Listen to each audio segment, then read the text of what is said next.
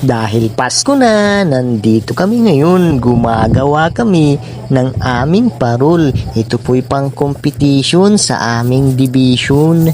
Guys, tinaman po ng ating parol na to. Ang hirap-hirap gawin, ang tagal-tagal. Kasi yung gamit namin ay coconut shell. Ang hirap tabas-tabasin. Tingnan nyo, nandito na po, 90% done na po yan. Napakakintab, di ba? Napakastig. Sana manalo kami, manalo ang aming parol. Napakaganda, napakaliwanag to sa gabi. Tingnan nyo guys, oh, napakaganda niya, napaka-snappy. Ingenious talaga yan. Wala kaming hinalong iba, kundi ganyan talaga. Coconut shell lang talaga yung ginawa namin dyan. Oh, di ba guys? Napakaganda yan. Sa palagay nyo kaya, mananalo kaya kami, di ba?